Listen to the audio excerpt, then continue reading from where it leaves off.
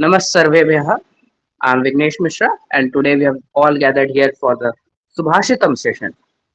This Subhāṣitam session is something that we have been doing as a series, and today, uh, on the occasion of the first somavāra of this Shrāvaņa month, we'll be going forward with it. Um, this Subhāṣitam series has been brought to you by Devabhāṣā Sanskrit Society. This PPT was initially designed by Ritik, and I would also like to thank our Secretary Vedhatri and our Deputy Secretary Sachit for letting me host this meet. Moving ahead, we'll have a small prayer before we begin. Shri Ganeshaya Namaha Saraswati Namastubhyam Varade Kama Rupini Vidyarambham Karishyami Siddhir Bhavatu Me Sada. Salutations to Devi Saraswati, who is the giver of boons and fulfiller of wishes. O Devi, when I begin my studies, please bestow on me the capacity of right understanding always. Moving on to the next slide.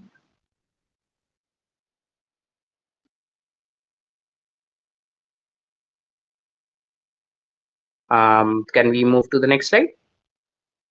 Yeah, thanks.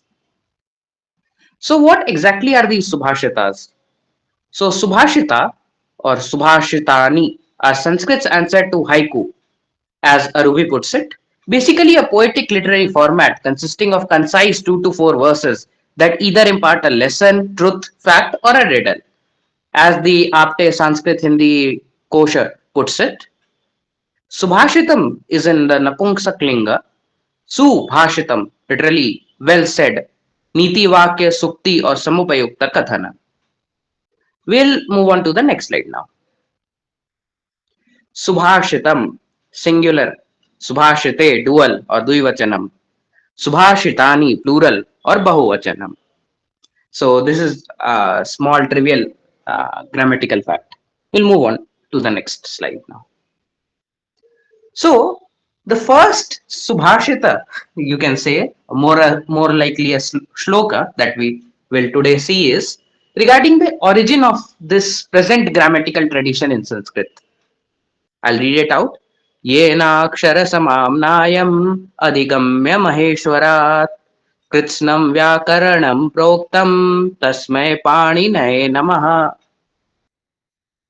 You can read the Padcheda, you can read the Anvaya. I'll tell the meaning of this. So, from whom Panini, the one whose Ashtadhyayi we study, learned the alphabet series, the Maheshwara Sutras, Adhigam Maheshwarat, learned, understood from Maheshwarat, from Maheshwara. Kritshnam Vyakaranam Proktam. And thereafter, on the basis of those Shiva Sutras, he made the entire Sanskrit grammatical treatise known as Ashtadhyayi. To that Panini, I bow. नृत्तावसाने नटराजराजो ननादढक्कां नवपञ्चवारम् उद्धूर्धकाम सिद्धादिसिद्धान् एतद्विमर्शे शिवसूत्रजालम्. So this also talks about how Shiva, when he um, made sure that his that this grammatical tradition has to come about, due to through the 14 beats of his damru, he gave this, and 14 times he gave this whole Shiva Sutra Jalam, this, you can say, a net of Shiva Sutras. So this is how the grammatical tradition of Sanskrit came about. Would someone like to read these? I had a lot of problem while reading the second line of the second one. Maybe Ananya, can you try?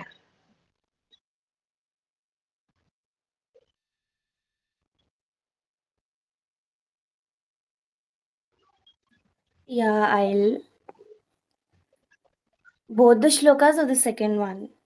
First one, please. Then thereafter the second one. Yenakshara samamnayam. Sorry. Yenakshara samamnayamat. Oh, it's येनाक्षर समाम्नायम् अधिगम्य महेश्वरात्. येनाक्षरसमाम्नायम् अधिगम्य महेश्वरात् कृत्स्नं व्याकरणं प्रोक्तं तस्मै पाणिनये नमः. Correct.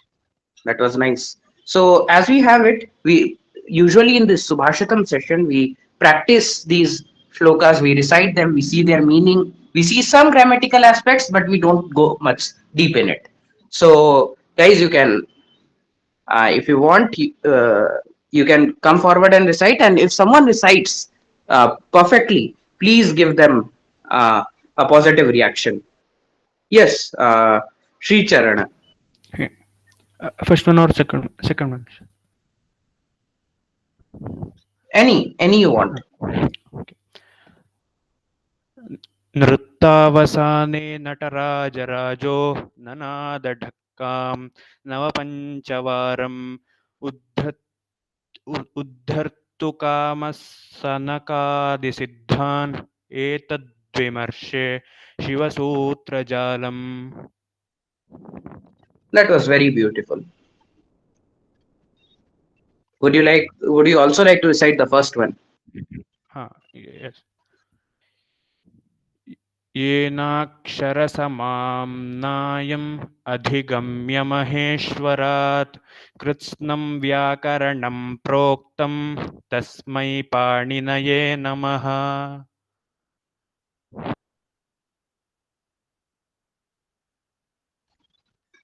Yes, that was very beautiful. So anyone else would like to come forward? You need not be an expert like them. You can also be a beginner like me.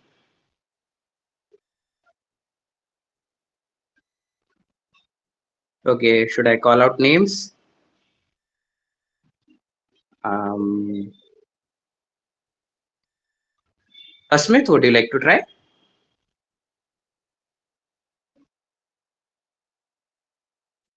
Okay. येन अक्षर समाम्नायम् अधिगम्य महेश्वरात् कृत्स्नं व्याकरणं प्रोक्तं तस्मै पाणिनये नमः. That was nice. You had done a vicheda of the yena akshara. You can simply say it yena akshara as well instead of yena akshara. It is a bit more difficult in my opinion. So I think we can. Anyone else who would like to recite?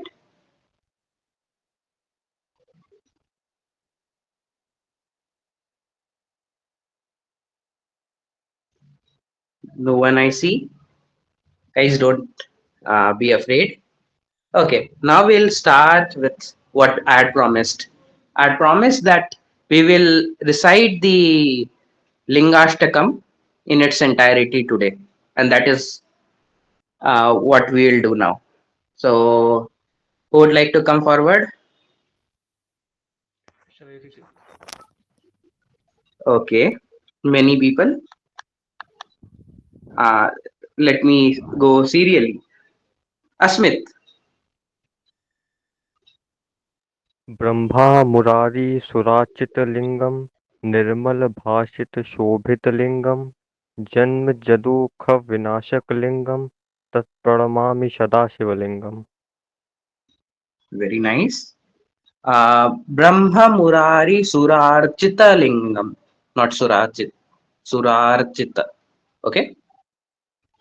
Um, Anyways, next is, I think, Ananya.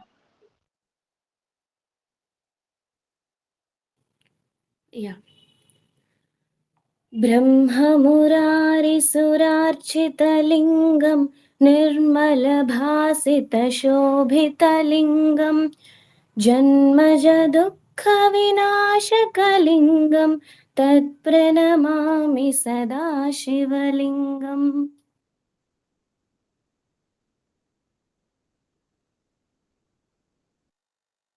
That was very nice. So, who do we have next? Let me see. Just a second. Yes. After Ananya, we have Sri Charan. I will recite second one. Yeah, any you want. You can in fact recite both. ब्रह्ममुरारिसुरार्चितलिङ्गं निर्मलभासितशोभितलिङ्गं जन्मजदुःखविनाशकलिङ्गं तत्प्रणमामि सदा शिवलिङ्गं देवमुनिप्रवरार्चितलिङ्गं कामदहं करुणाकरलिङ्गं रावणदर्पविनाशनलिङ्गं तत् Pranamami Sada Shivalingam. That was excellent. I think you do not even need us to tell you that it was excellent. Yeah, so now we have Madhav. ब्रह्मामुरारिसुराचितलिङ्गं निर्मलभासितशोभितलिङ्गं जन्मजदुःखविनाशकलिङ्गं तत्परमाणिं सदाशिवलिङ्गम्. Yeah, it was very nice, but Tat Pranamami. Tat Pranamami.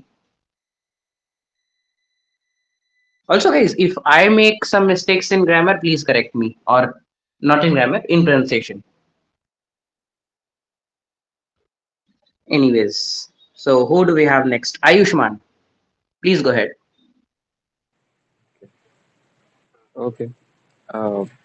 ब्रह्ममुरारिसुरार्चितलिङ्गं निर्मलभाषितशोभितलिङ्गं जन्मजदुःखविनाशकलिङ्गं तत्प्रणमामि सदा शिवलिङ्गम्.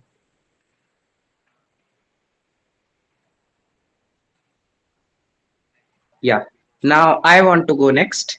So anyone who is next in line, please wait. ब्रह्ममुरारिसुरार्चितलिङ्गं निर्मलभाषितशोभितलिङ्गं जन्मजदुःखविनाशकलिङ्गं तत्प्रणमामि सदा शिवलिङ्गम्. So next we have, who do we have next? Let me see. That's actually a print mistake, right? Nirmala Bhashita. It should be right. Yeah, it should have been Bhashita. That is a mistake. Yeah, I did not notice it until you pointed it out. It should have been Bhashit, just like in Subhāṣitam, that is Bhashita. Yeah. Who would like to go next? Ananya, would you like to go again? I still see your hand being raised.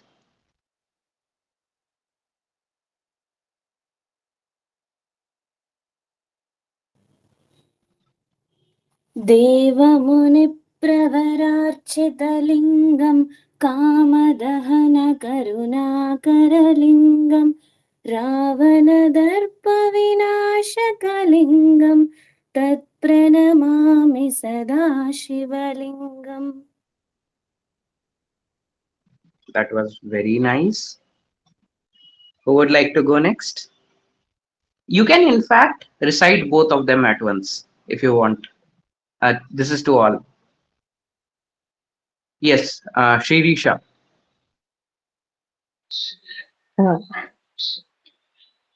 ब्रह्ममुरारिसुरार्चितलिङ्गं निर्मलभाषितशोभितलिङ्गम् जन्मजदुःखविनाशकलिङ्गं तत्प्रणमामि सदा शिवलिङ्गम्. देवमुनिप्रवरार्चितलिङ्गं कामदहं करुणाकरलिङ्गम् रावणदर्पविनाशनलिङ्गं तत्प्रणमामि सदा शिवलिङ्गम्.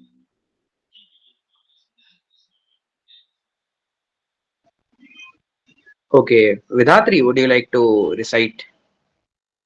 That was very nice. I forgot to tell. Sure.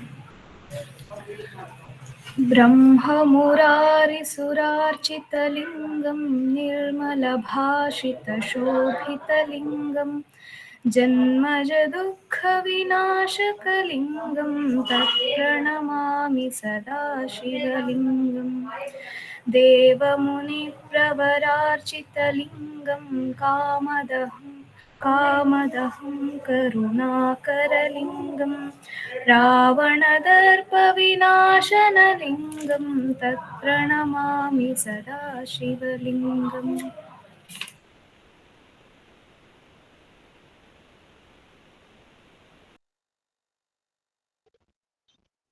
That is nice. I would also like others to try who are a bit hesitant. You need not sing like them. You can read it out too. This is just for the practice of your how you speak and your pronunciation.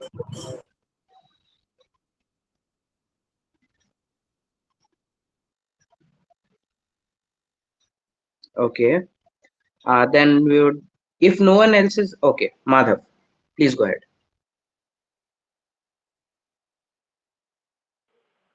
ब्रह्मामुरारिसुराचितलिङ्गं निर्मलभाषितशोभितलिङ्गं जन्मजदुःखविनाशकलिङ्गं तत्प्रणमामि सदाशिवलिङ्गं देवमुनिपरवार्चितलिङ्गं कामदहं करुणाकरलिङ्गं रावणदर्पविनाशकलिङ्गं तत्प्रणमामि सदाशिवलिङ्गम्.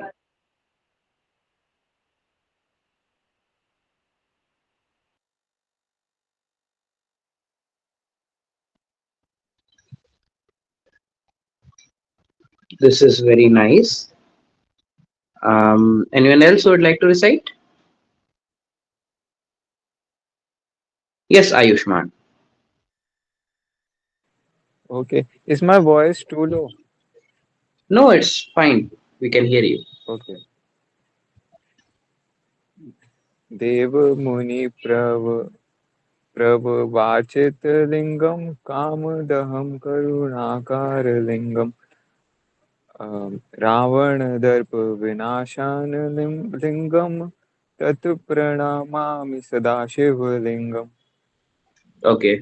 Ayushman, do you need me to kind of guide you with this?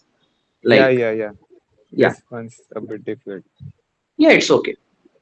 Deva Muni Deva Muni Pravararchita, Pravararchita yeah, Pravara Pravararchita. You can break it like Prava this. Deva Muni Pravararchita Deva Yeah. Muni Pravararchita. Is it Cheta Lingam. Chita? Okay. Yeah. Deva Muni Pravararchita Lingam Kamadaham Kamadaham Karunakara Lingam Karunakara Lingam Ravana Darpa Ravana Darpa Vinashana Lingam Vinashana Lingam Tat Pranamami Tat Pranamami Sada Shiva Lingam. Sadashiva Lingam. Yeah. For the information of others as well, Tat Pranamami is Tat means that, Pranamami. So I salute, I bow. So next is C. Sri Devi.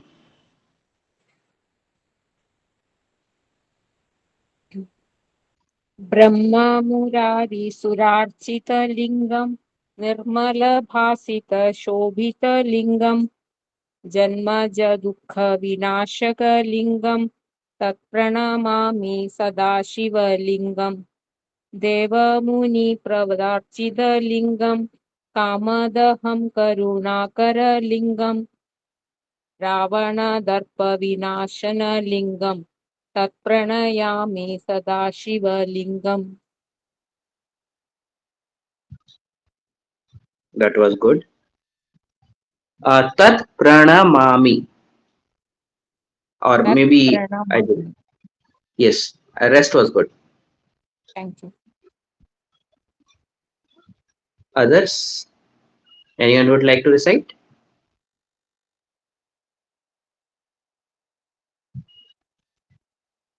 Okay, no one I see. I think we can move on to the second one, or the third and fourth one more precisely. So who would like to recite? Yes, Sri Charan. सर्वसुगन्धसुलेपितलिङ्गं बुद्धिविवर्धनकारणलिङ्गं सिद्धसुरासुरवन्दितलिङ्गं तत्प्रणमामि सदा शिवलिङ्गं कनकमहामणिभूषितलिङ्गं फणिपतिवेष्टितशोभितलिङ्गं दक्षसुयज्ञविनाशनलिङ्गं तत्प्रणमामि सदा शिवलिङ्गम्. That was very nice, very beautiful. Thank you. So who would like to recite next? I see so many hands raised. Uh, Ananya. सर्वसुगन्धसुलेपितलिङ्गं बुद्धिविवर्धनकारणलिङ्गं सिद्धसुरासुरवन्दितलिङ्गं तत्प्रणमामि सदा शिवलिङ्गम् कनकमहामणिभूषितलिङ्गं फणिपतिवेष्टितशोभितलिङ्गं दक्षसुयज्ञविनाशनलिङ्गं तत्प्रणमामि सदा शिवलिङ्गम् That was very nice. Just one thing that I noticed, it should have been funny instead of funny. Like fur sound is not that. It is ph. Yeah. More than those who did, like for others, I know you got it. For others, the ph that you write after p, it should be ph, not f. For those who cannot understand what I'm trying to say. If you pronounce ph, it will be like ph. The lips will be closed. So ph, but it is not ph. There is a fur-like sound there in Sanskrit, but we'll not see much currently on that. So there are many people waiting. I see. Just a second. So after Ananya, there is Asmit.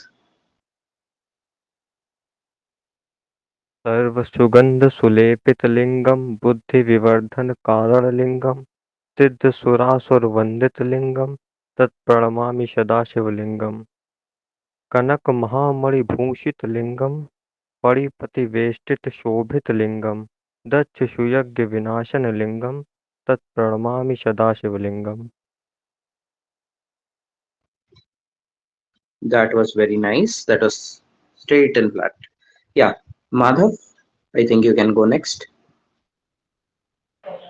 सर्वसुगन्धसुलेपितलिङ्गं बुद्धिविवर्धनकारणलिङ्गं सिद्धसुरासुरवन्दितलिङ्गं तत्प्रणमामि सदा शिवलिङ्गं कनकमहामणिभूषितलिङ्गं फणिपतिवेष्टितशोभितलिङ्गं दक्षसुयज्ञविनाशनलिङ्गं तत्प्रणमामि सदा शिवलिङ्गम्. That was good. So now we have C. Sri Devi.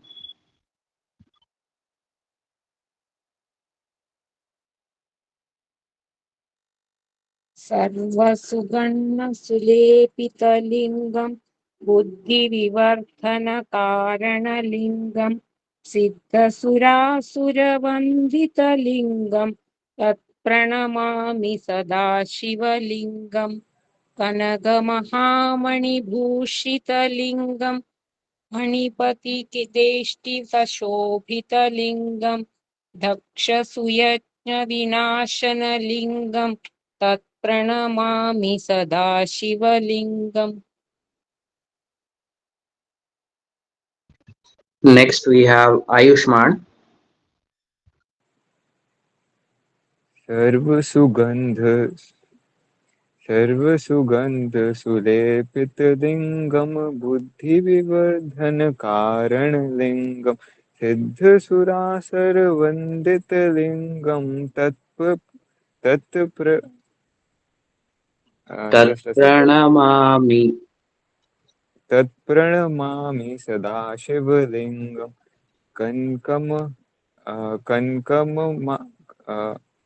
Kanakamahamani. Kanak. कनकमहामणिभूषितलिङ्गं फणिपतिवेष्टितशोभितलिङ्गं दक्षसुयज्ञविनाशनलिङ्गं Tat pranamami. तत्प्रणमामि सदा शिवलिङ्गम्. Yeah, it's not bad. It is actually very good. For the Tat pranamami part, break it into 3 parts, and that then it will be okay. Once you're used to it, then you can kind of recite it at one go. Okay, Yes. thank you. Next we have is um, Sirisha.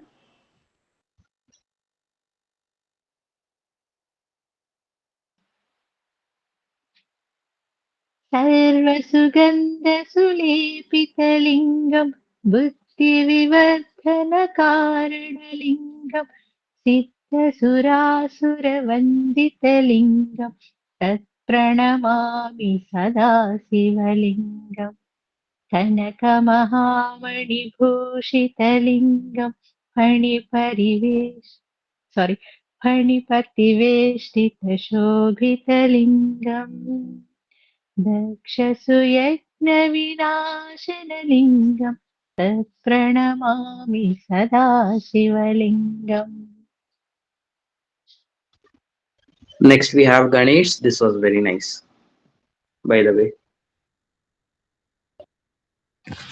सर्वसुगन्धसुलेपितलिङ्गं बुद्धिविवर्धनकारणलिङ्गं सिद्धसुरासुरवन्दितलिङ्गं तत्प्रणमामि सदा शिवलिङ्गं कनकमहामणिभूषितलिङ्गं फणिपतिवेष्टितशोभितलिङ्गं दक्षसुयज्ञविनाशनिलिङ्गं तत्प्रणमामि सदा शिवलिङ्गम्. So now we'll move to the next slide. Yes. Who would like to recite first? I already see 2 hands raised. So see Sri Devi. Would you like to go first?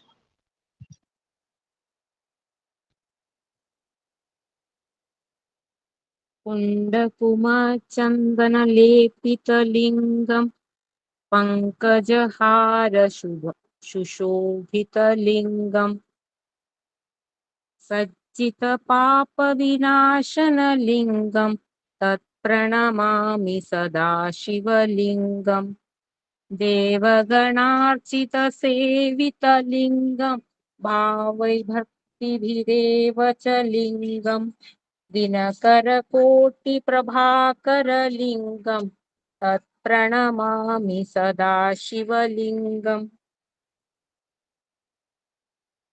That was very nice. Next is Ananya.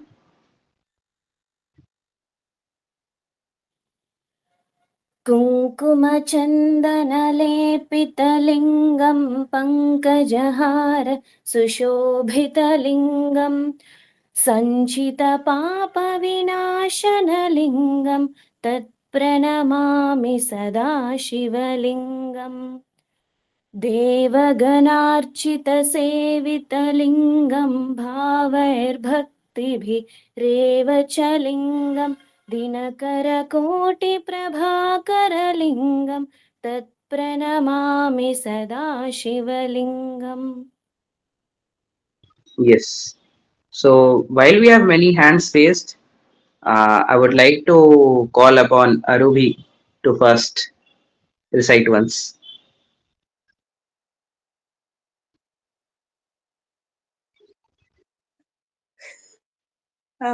Okay, I'll try my best. Thank you. Sure. कुमकुम चंदन लेपित लिंगम पंकजहार सुशोभित लिंगम संचित पाप विनाशन लिंगम तत्प्रणमामि सदा Sivalingam. Thank you. इससे ज्यादा नहीं हो पाएगा, sorry. Okay, it's okay. It was actually good. So next we have Sri Charan. Sorry, Sri Charan. कुङ्कुमचन्दनलेपितलिङ्गं पङ्कजहारसुशोभितलिङ्गं सञ्चितपापविनाशनलिङ्गं तत्प्रणमामि सदा शिवलिङ्गं देवगणार्चितसेवितलिङ्गं भावैर्भक्तिभिरेव च लिङ्गं दिनकरकोटिप्रभाकरलिङ्गं तत्प्रणमामि सदा शिवलिङ्गम्. That was very, very, very nice. So next we have Asmit. कुमकुमचन्दनलेपितलिङ्गं पङ्कजहारसुशोभितलिङ्गं सञ्चितपापविनाशनलिङ्गं तत्प्रणमामि सदा शिवलिङ्गं देवगणार्चितसेवितलिङ्गं भावैर्भक्तिभिरेव च लिङ्गं दिनकरकोटिप्रभाकरलिङ्गं तत्प्रणमामि सदा शिवलिङ्गम्. Yes. Next we have Ayushman. कुमकुम चंदन लेपित लिंगम पंकजहार सुशोभित लिंगम सच्चित पाप विनाशन लिंगम तत्प्रणमामि सदा शिवलिंगम देवगणार्चित सेवित लिंगम भावैर्भक्तिभिरेव च लिंगम दिनकरकोटिप्रभाकरलिङ्गं तत्प्रणमामि सदा शिवलिङ्गम्. That was very nice. Next we have Madhav.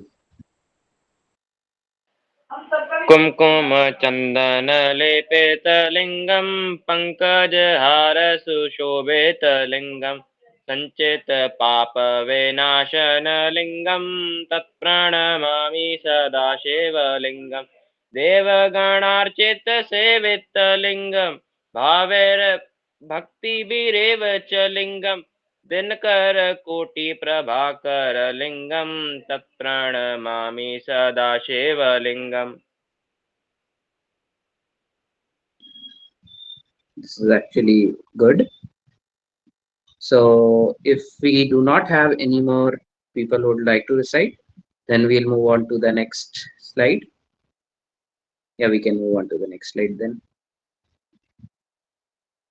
So, okay, I think I forgot to remove this from the earlier. We can come back to this later.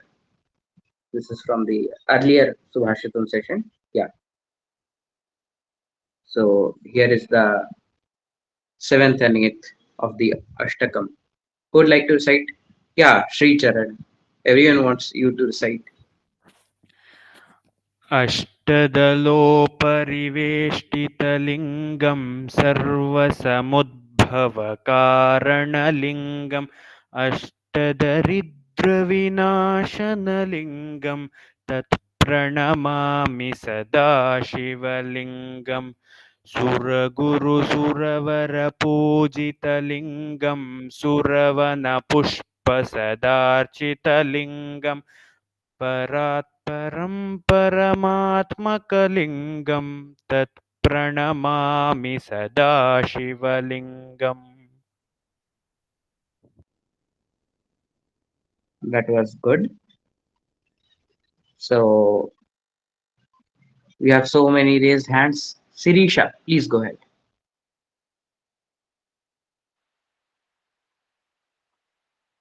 अष्टदलोपरिवेष्टितलिङ्गं सर्वसमुद्भवकारणलिङ्गम् अष्टदरिद्रविनाशनलिङ्गं तत्प्रणमामि सदा शिवलिङ्गम् सुरगुरुसुरवरपूजितलिङ्गं सुरवनपुष्पसदार्चितलिङ्गम् परात् परं परमात्मकलिङ्गं तत्प्रणमामि सदा शिवलिङ्गम्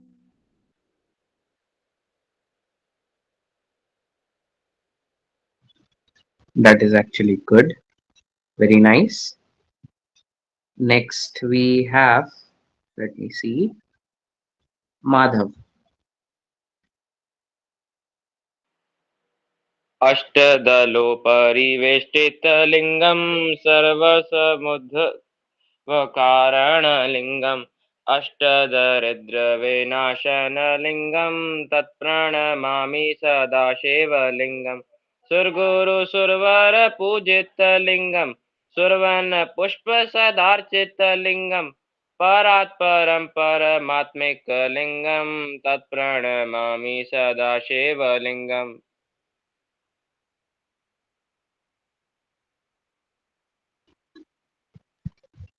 I have the same question as Arubhi, and for multiple people here. Ananya, would you like to go ahead? अष्टदलोपरिवेष्टितलिङ्गं सर्वसमुद्भवकारणलिङ्गम् अष्टदरिद्रविनाशनलिङ्गं तत्प्रणमामि सदा शिवलिङ्गम् सुरगुरुसुरवरपूजितलिङ्गं सुरवनपुष्पसदार्चितलिङ्गं परात् परं परमात्मकलिङ्गं तत्प्रणमामि सदा शिवलिङ्गम्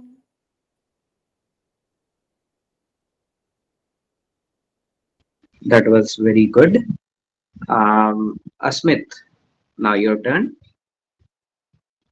अष्टदलोपरिवेष्टितलिङ्गं सर्वसमुद्भवकारणलिङ्गम् अष्टदरिद्रविनाशनलिङ्गं तत्प्रणमामि सदा शिवलिङ्गम् सुरगुरुसुरवरपूजितलिङ्गं सुरवनपुष्पसदार्चितलिङ्गं परात् परं परमात्मकलिङ्गं तत्प्रणमामि सदा शिवलिङ्गम्. Yeah, that is nice. The pronunciation was on the point. Next we have Ayushman. अष्टदलोपरिवेष्टितलिङ्गं सर्वसमुद्धवकारणलिङ्गम् अष्टदरिद्रविनाशनलिङ्गं तत्प्रणमामि सदा शिवलिङ्गम् सुरगुरुसुरवरपूजितलिङ्गं सुरवनपुष्पसदार्चितलिङ्गं परात् परं परमात्मिकलिङ्गं तत्प्रणमामि सदा शिवलिङ्गम्. Sorry, I think I spelled परमात्मकलिङ्गम wrong. मतलब Paramatmaka परमात्मकलिङ्गम. Yeah. Paramatmaka. So, especially the Hindi speakers, they miss the para. Oh It should yes. have been Paramatmaka Lingam. परमात्मकलिङ्गम. Yes. So, anyone else would like to recite? In that second shloka, in some books, it is also written as Paramapadam Paramatmakalingam. Correct. Yeah. Yeah, Both are okay, I think. like I have seen both, and I'd like to name the site I took this from. That is Stotra Nidhi. So there both were present. So I went with this, and Oh. actually I've heard also both of them. So it was difficult for me to make this choice. So Okay. I want Sri Charan to once recite all eight of them in line. So Sri Charan, would you be able to do that? Oh, okay. Like we'll change the slides as you read. Oh, okay. Mhm. ब्रह्ममुरारिसुरार्चितलिङ्गं निर्मलभाषितशोभितलिङ्गं जन्मजदुःखविनाशकलिङ्गं तत्प्रणमामि सदा शिवलिङ्गं देवमुनिप्रवरार्चितलिङ्गं कामदहं करुणाकरलिङ्गं रावणदर्पविनाशनलिङ्गं तत्प्रणमामि सदा शिवलिङ्गम्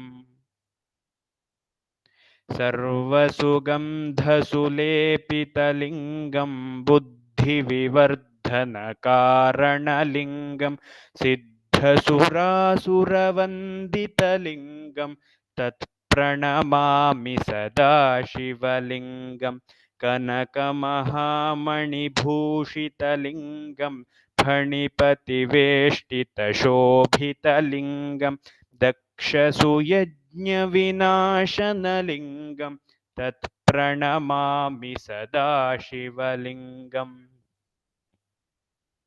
कुङ्कुमचन्दनलेपितलिङ्गं पङ्कजहारसुशोभितलिङ्गं सञ्चितपापविनाशनलिङ्गं तत्प्रणमामि सदा शिवलिङ्गं देवगणार्चितसेवितलिङ्गं भावैर्भक्तिभिरेव च लिङ्गं दिनकरकोटिप्रभाकरलिङ्गं तत्प्रणमामि सदा शिवलिङ्गम्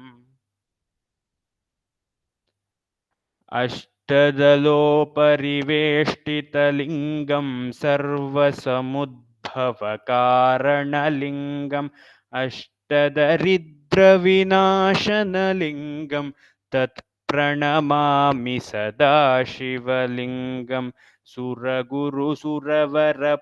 सुरगुरुसुरवरपूजितलिङ्गं सुरवनपुष्पसदार्चितलिङ्गं परात्परं परमात्मकलिङ्गं तत्प्रणमामि सदा शिवलिङ्गम् That was blissful, very nice.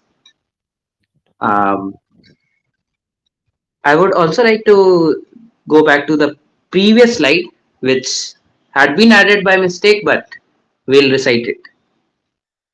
The previous slide. Yeah. So this was from the previous Subhāṣitam session, which we usually do. We see the meaning, we see the grammatical structures, and so on. And I agree with Aruhi, obviously, as she commented. It did. It was very emotional, very beautifully said. So, who would like to recite this? Yeah, Ananya. लौकिकानां हि साधूनाम् अर्धं वागनुवर्तते ऋषीणां पुनराद्यानां वाचम् अर्थोऽनुधावति Yes. Sri Charana. लौकिकानां हि साधूनाम् अर्थं वागनुवर्तते ऋषीणां पुनराद्यानां वाचम् अर्थोऽनुधावति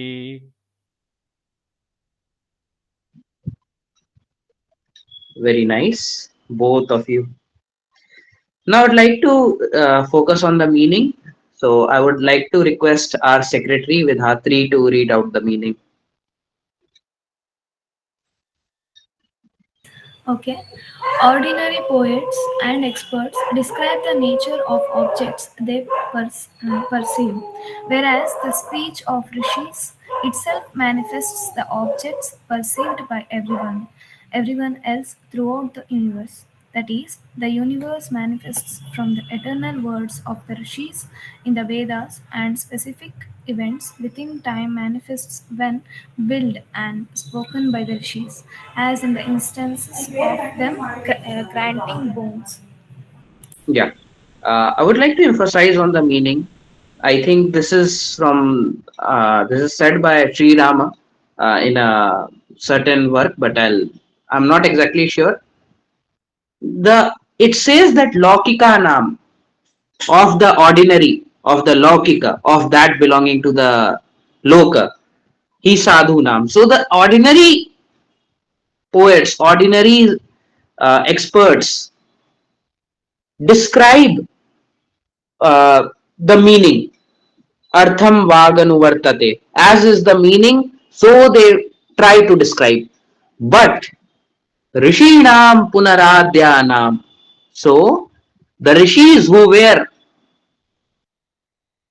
before, their Rishinam Punaradhyanam, of the rishis who were there before, the Vaidika rishis, Vacham Arthonudhavati. The meaning runs before what they describe.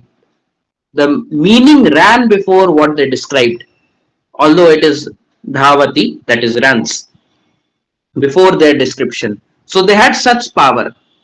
So this kind of strikes at the core belief of the Astika Hindus that um, the Vedas are the source of everything for us,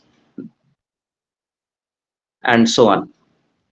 So we can move on to the final slide now.